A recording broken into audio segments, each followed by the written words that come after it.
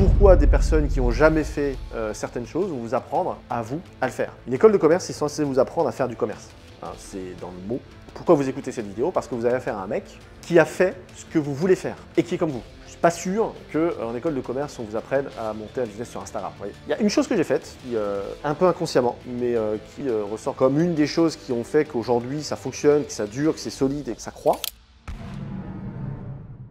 Je vais vous dévoiler toutes les choses que les écoles de commerce ne vous apprennent pas sur le business. La première chose, je pense qu'il est important de le rappeler. Pourquoi un prof qui n'a pour la plupart du temps jamais monté un business de sa vie va vous apprendre à monter un business? Pourquoi une personne qui a jamais fait quelque chose va vous apprendre à le faire? Qui d'autre qu'une personne qui a déjà fait une chose pour vous montrer comment le faire? Aujourd'hui, dans un monde où il y a une certaine défiance au niveau des institutions et des autorités, une défiance qui pour moi est légitime, notamment du fait de pourquoi des personnes qui n'ont jamais fait certaines choses vont vous apprendre à vous à le faire? Pourquoi des profs d'école de commerce vont vous apprendre à faire du business alors que pour la plupart, ils n'en ont jamais monté un? Pourquoi ces gens-là vont vous apprendre à gagner de l'argent alors qu'eux-mêmes gagnent peut-être 3 ou 4 000 balles par mois, ou 2 000 ou 3 000, je sais pas combien, mais enfin bref, à mon sens, pas énormément. Donc ça c'est le premier point, il s'agirait quand même qu'on se mette un peu en réflexion par rapport à ça. Est-ce qu'ils sont légitimes ou pas? Pour moi, absolument pas. Donc de ce fait-là, partie de ce fait-là, est-ce qu'ils vous apprennent les bonnes choses? Non. On vous apprend beaucoup de théories, beaucoup de choses qui servent à rien, et pour ma part, pour avoir fait une école de commerce, je n'ai absolument rien appris. Je dis bien rien, hein. C'est vraiment pas pour la vidéo que je fais ça, ou c'est pas pour le buzz, ou c'est pas pour faire genre. Je n'ai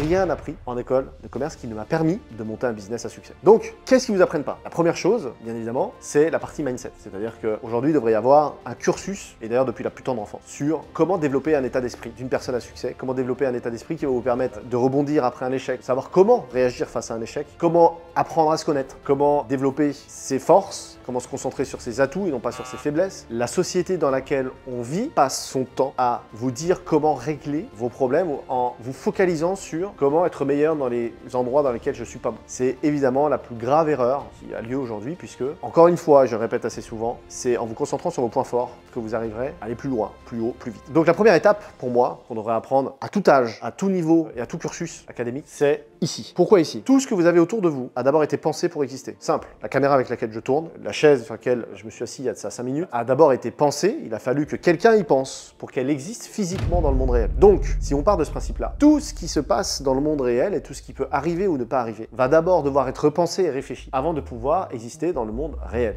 Ok? Ça n'a rien de surnaturel, hein. C'est juste pour que quelque chose existe, il faut d'abord le penser et pour le créer. Donc, la première chose à travailler, c'est ça, c'est votre cerveau. Il y a des innombrables façons de faire qui ne sont pas le sujet de cette vidéo, mais première chose à travailler, le mindset, c'est quelque chose qu'on vous apprend pas ni en école de commerce à tout niveau académique. Ensuite, il y a bien évidemment la partie pratique du développement d'un business qui ne s'apprend que lorsque l'on monte un business. La première chose que j'apprendrais si j'étais responsable d'un cursus d'une école de commerce ou si je pouvais monter un programme, ce serait tout simplement de faire monter un business à tous les élèves. Il faudrait que tous les élèves montent un business de A à Z et développent un certain chiffre d'affaires sur une durée déterminée. C'est d'ailleurs ce que l'on fait quand on forme des closers ou quand on forme des entrepreneurs. On leur fait on leur fait faire un webinaire et on leur fait gagner de l'argent avec ce webinaire, soit on les pousse à, sur un temps donné, à développer un certain chiffre d'affaires en leur donnant toutes les armes ou pas d'armes du tout pour voir un petit peu comment ils s'en sortent. Bref, on les met face à la réalité, face au concret. Et ce qui manque en école de commerce principalement, c'est la partie mindset et la partie concrète, c'est-à-dire comment je me retrouve face à la réalité. Puisqu'on reste beaucoup trop dans la théorie et on parle pour la plupart, dans 80% des cas, de choses qui vous serviront jamais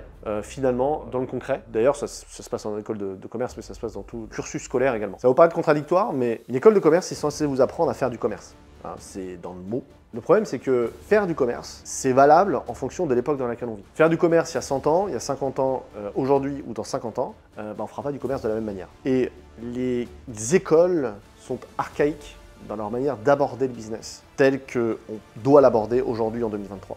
Les outils, les gens, les clients, les prospects, les comportements évoluent. La manière de commercer également. Et donc la problématique, c'est que vous sortez d'école de commerce, vous arrivez dans un monde où vous pensez avoir compris plein de trucs et en fait vous vous retrouvez face à l'inconnu parce qu'en fait c'est pas du tout comme ça. Pourquoi? Parce que ces mêmes personnes qui vous apprennent des choses ne savent absolument pas ce qu'est faire du commerce en 2023. Encore une fois, je reste persuadé que ce qui fonctionne aujourd'hui et ce pourquoi aujourd'hui beaucoup de gens se forment sur Internet, pourquoi vous formez sur Internet? Pourquoi vous écoutez cette vidéo? Parce que vous avez affaire à un mec qui a fait ce que vous voulez faire et qui est comme vous. Donc je suis légitime à vous dire, ok, comment j'ai fait? Pourquoi il y a une défiance vis-à-vis des institutions aujourd'hui? Pourquoi? Parce que on vous apprend des trucs, mais finalement, quelle est la légitimité des gens à vous apprendre ces choses-là? Aucune. Donc décalage entre la théorie et la pratique, entre l'école et la réalité, entre le monde d'hier et le monde d'aujourd'hui, voire même le monde de demain. On devrait avoir un cursus qui soit évolutif, adapté en temps réel à l'époque dans laquelle on vit. Je ne suis pas sûr qu'en école de commerce, on vous apprenne à monter un business sur Instagram.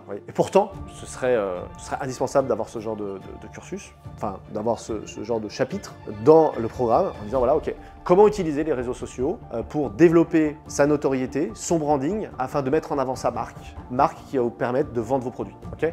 Est-ce que ça existe en école de commerce? J'en suis pas persuadé. En tout cas, moi, je n'ai pas eu le programme. Donc, voilà une chose supplémentaire que les écoles de commerce vont pas vous apprendre sur le business. Et je précise bien, pas sur le business au sens large, parce que ça ne veut rien dire, sur le business en 2023. Autre élément, le développement d'une société. Quand votre société scale, se développe, alors on peut parler de croissance, puis de scaling. Une croissance, c'est quelque chose de linéaire et on va dire de progressif.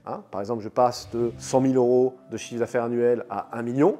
Je passe de 1 million à 10 millions, je commence à scaler. De 10 millions à 100 millions, je scale véritablement. Okay. La personne que vous devez être entre 0 et 100 000 € n'est pas la même personne que vous devez être entre 100 000 et 1 million, n'est plus la même personne non plus que vous devez être entre 1 million et 10 et 10 et 100. Est-ce qu'on vous l'apprend en école de commerce? Non. La structure de votre société va changer aussi. La façon dont vous allez avoir géré, le nombre de personnes, les outils que vous allez utiliser, la façon dont vous allez devoir gérer la trésorerie, etc. etc.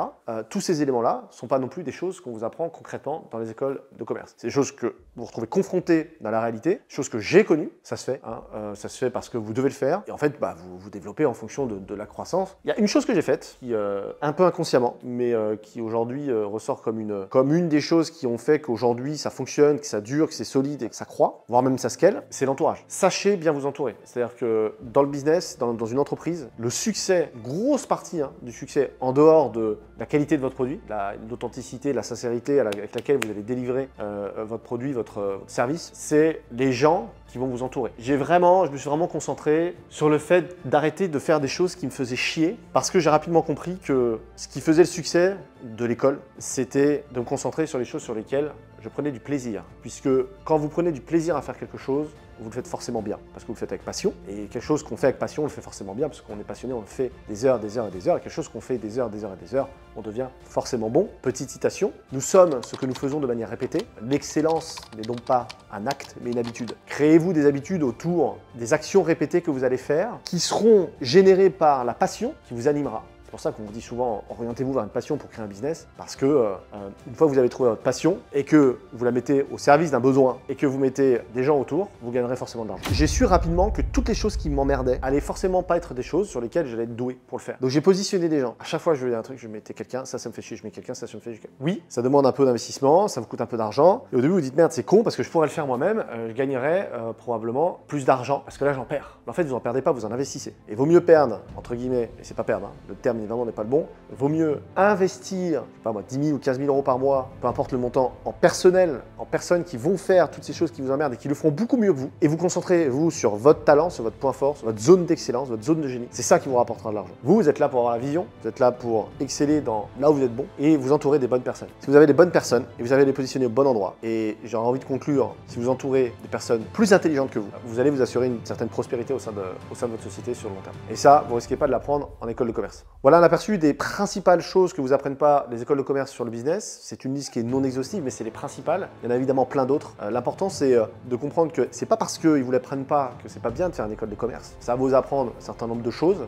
qui seront pas forcément utiles directement dans le monde réel. Et c'est d'ailleurs pour cette raison que je conseille à toutes les personnes qui m'écoutent, qui sont en études, qui sont en école ou qui travaillent, formez-vous à côté et vous pouvez tout à fait développer des compétences en parallèle de l'école, en parallèle, et peu importe l'âge, vous pouvez avoir 13 ans, 14 ans, 15 ans, ça ne vous empêche pas de lire, ça ne vous empêche pas de vous former, d'apprendre des compétences. Aujourd'hui, on est dans l'ère de l'information et de la formation. On n'a jamais eu autant accès à de la formation et de la formation. Vous n'avez aucune excuse. Je vais conclure avec une phrase de Warren Buffett qui dit que investir en soi est le meilleur actif de tous les temps. Vous aurez toujours un retour sur investissement 100 fois plus important que dans n'importe quel autre investissement. Donc investissez en vous, faites vos études, mais ne vous limitez pas à ça. Rentrez le plus tôt possible dans le concret, confrontez-vous au monde réel. Ça ne vous coûtera pas grand-chose parce qu'aujourd'hui tout est gratuit. Hein. Vous pouvez prendre un téléphone, etc., faire des vidéos, vous pouvez monter un business. Pendant un an, j'ai gagné de l'argent sans investir 1 euro, à part dans la formation bien sûr. Mais je considère, c'est mon approche, que c'est un investissement en moi et ça m'a rapporté littéralement des millions pour